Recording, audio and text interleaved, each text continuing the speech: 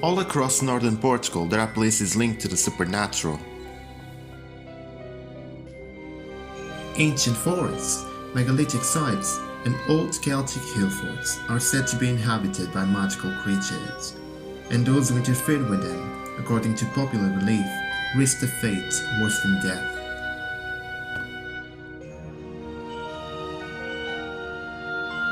Foolish superstition, you might even say. But one fact remains, people still fear these places, and most of them have remained undisturbed for thousands of years.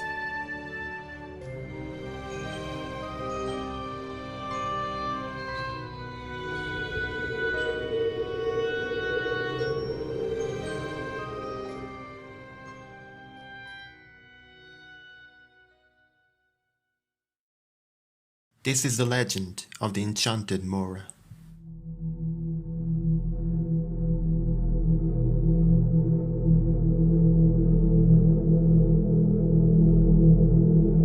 It was a beautiful summer day. Aníbal, a young shepherd, was making his way home when he decided to take a shortcut through Mata da Albergaria, an ancient oak forest within the limits of Peneda Gerês National Park.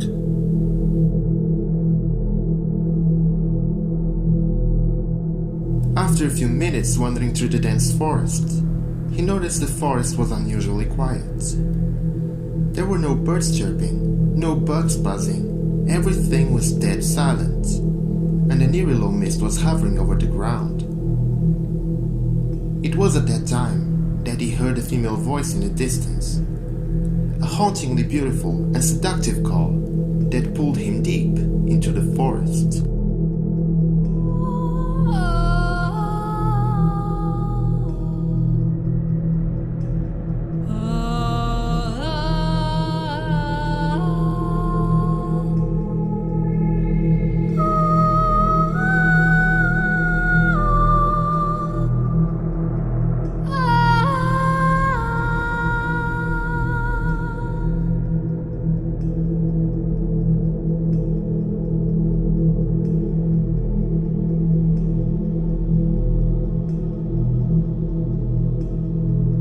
The voice led him to a clearing in the forest, where there was an ancient dolmen on top of a small mound. And there she was, a beautiful and seductive maiden, singing and gently brushing her hair.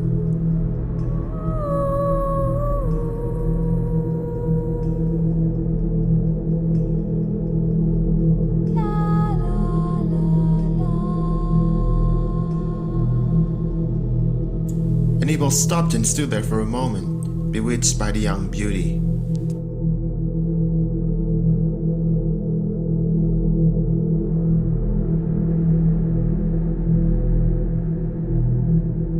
"Come to me, young shepherd, I only seek your help," she said. "Who are you, fair maiden?" he asked her. "I am the Mora, guardian of this passage to the other world. The little people put a spell on me before heading to Morama, the land of the dead, and I've been trapped here ever since, condemned to stay here for all eternity. But you can set me free, kiss me and break my spell, and if you succeed, I will give you my treasure." And she pointed to the small mound, and all of the stones turned into gold and silver.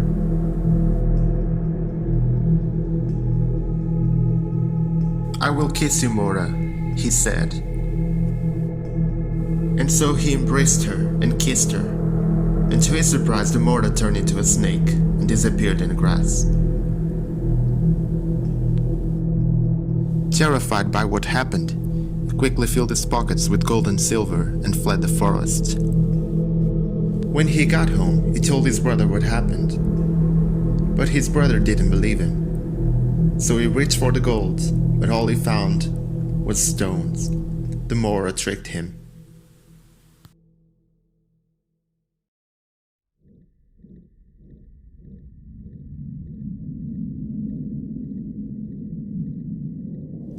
The Enchanted Moura is a supernatural being from the fairy tales of Portugal and Galicia. They are beautiful and seductive young maidens that live under a spell. Almost every town in Portugal has a tale of an enchanted mora, and there are many legends and variations of the same legend as a result of centuries of oral tradition.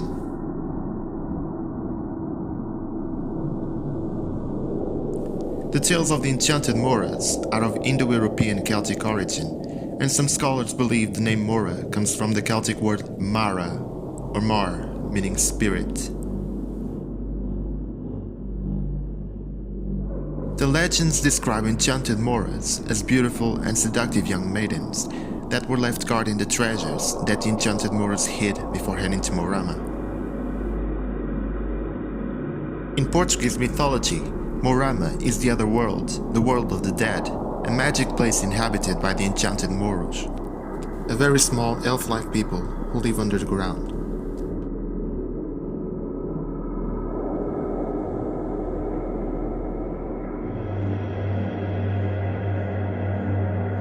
The moras often appear during the summer solstice, singing and combing their beautiful long hair with a golden comb, and promise to give treasures to whom sets them free by breaking their spell.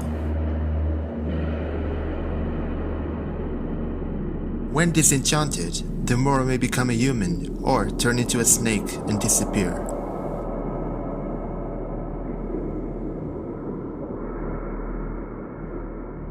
Megalithic monuments are often associated with the enchanted mora, and dolmens are popularly called Casa de Moura, House of the Mora in English. And curiously, the lore of the Moors was used up until the 19th century to locate megalithic monuments in Portugal.